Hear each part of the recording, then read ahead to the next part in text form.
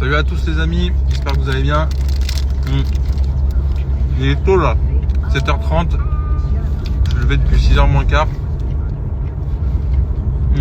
Direction le boulot.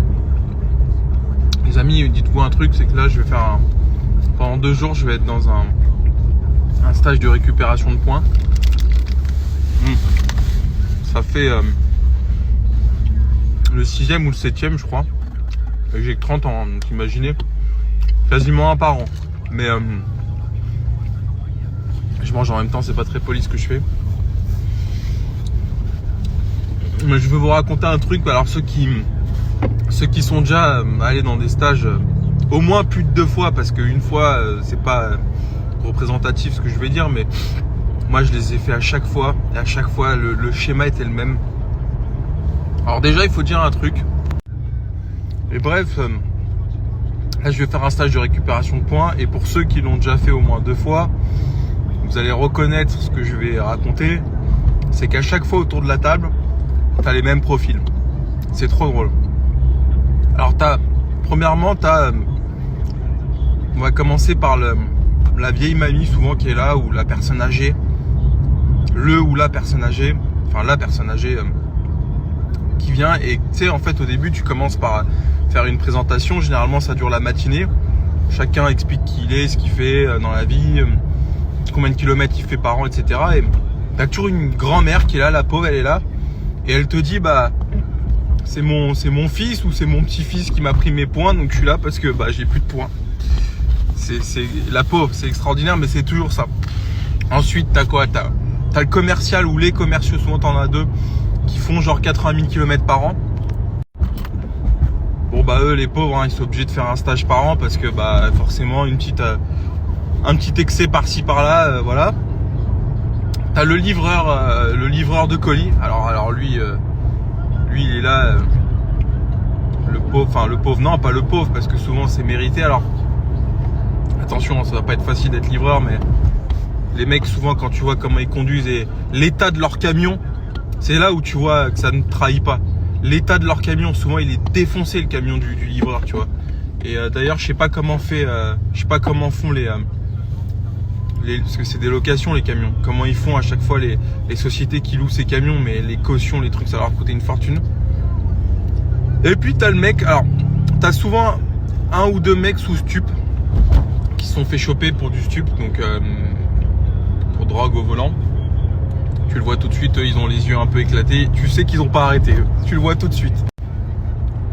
T'as les alcooliques. Alors les alcooliques, j'en faisais partie, hein. C'est 3 pertes de permis pour alcool au volant. Alors moi c'était du contraventionnel, hein. C'était jamais du délictuel. En fait j'ai jamais perdu le permis, mais j'ai eu des suspensions.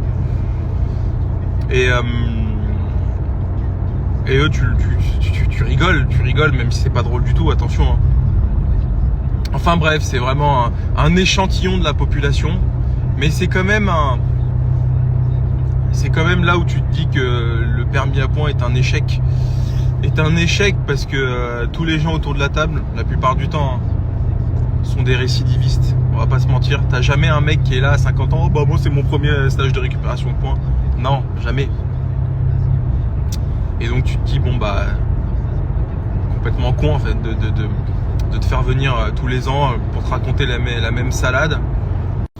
Ah oui, petite story, si je peux donner un conseil à avoir au moins une influence positive sur vous les amis. Vous savez, il y a beaucoup de gens et beaucoup de trucs sur internet qui vous proposent des stages de récupération de points sans y assister. Et beaucoup de gens qui disent oui, moi je connais quelqu'un qui peut, machin. Un conseil les amis, c'est exactement comme à un moment, c'est plus trop la mode, mais à un moment il y a quelques années c'était la mode de payer sur Snapchat des mecs qui te faisaient sauter les points. En gros, ils dénonçaient un mec avec un permis étranger et a priori vous ne perdez pas le point et vous ne payez pas l'amende.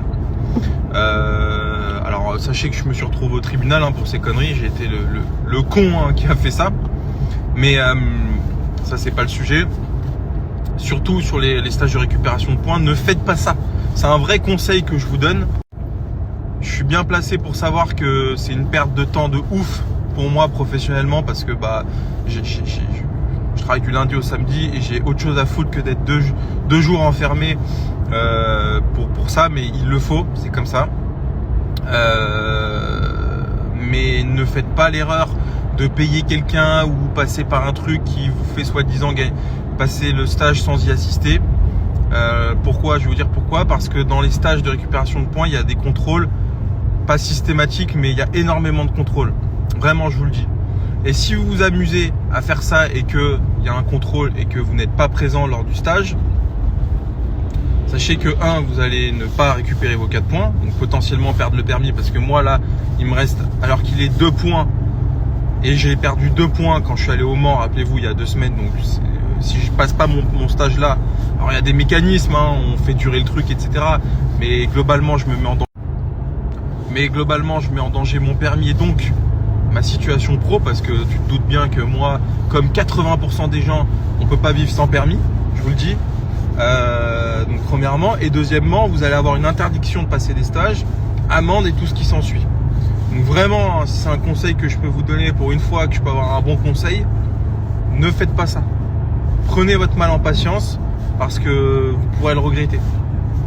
Voilà, c'est tout. C'était le petit conseil du jour parce que moi, quand j'ai parlé dans mon entourage, oui, je vais passer un stage de récupération de points, t'as au moins 5 personnes qui m'ont dit ouais, moi je connais, j'ai un plan pour le passer sans y assister.